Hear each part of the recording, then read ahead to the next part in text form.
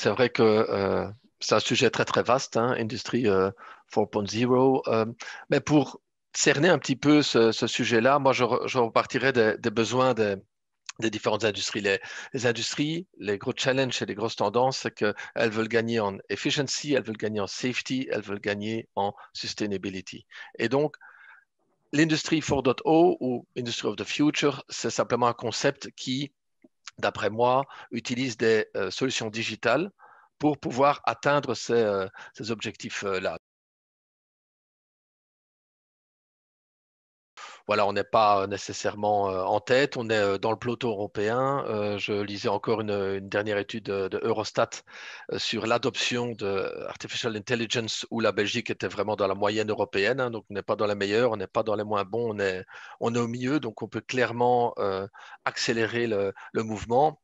On voit que, allez, si mon feeling, c'est que les sociétés en Belgique they are convinced. Hein? They are convinced about new technologies, about the need to engage digital transformation, etc. Donc, mais par où commencer? Quel est le premier use case que je peux faire? Est-ce que j'aurai un retour sur investissement?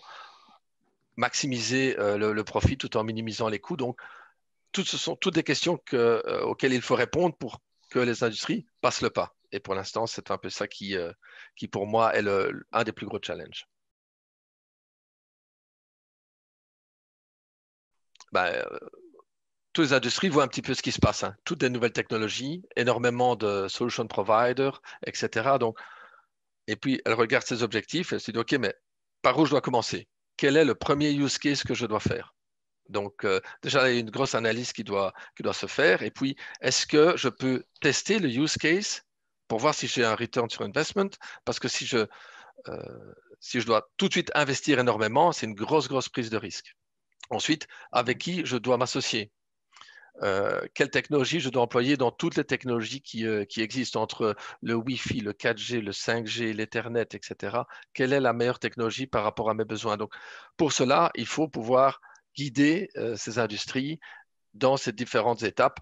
Donc, on est aussi adepte de cette approche à Proximus, c'est-à-dire co-creation avec le client pour identifier le premier use case à implémenter et puis sur base de ça, commencer à le déployer et avoir d'autres use cases et l'ensemble fera que toute la société, toute l'industrie pourra devenir un peu plus intelligente et prendre des décisions plus efficaces, augmenter son safety. Donc, je reviens avec mes grosses tendances.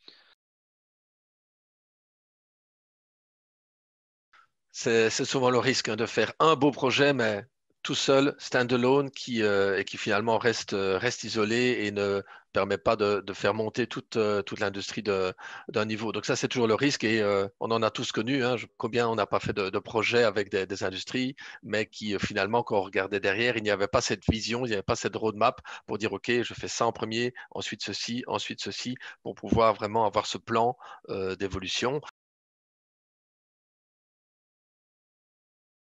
Oui, tout à fait. Hein. Donc, la 5G ouvre réellement des nouvelles opportunités. Hein. Donc, on peut l'appeler comme on veut, game changer ou it's not an evolution, it's a revolution. En effet, par rapport à la 4G, c'est pas simplement plus de bandwidth, on parle de plus de bande passante naturellement, mais une latence qui est beaucoup plus basse et également la possibilité de connecter énormément d'objets à la même antenne. Donc, quand on voit ces features-là, ça permet de faire tous des nouveaux use cases qui, comme vous l'avez dit, qui n'étaient pas vraiment réalisables il y a 10 ans.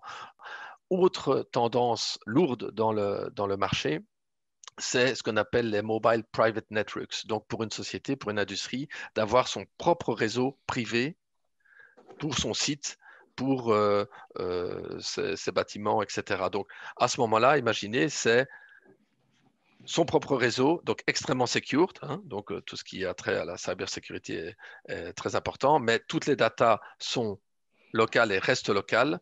Parfois, bien sûr, on a toujours besoin du cloud, mais toute une grosse partie peut rester locale.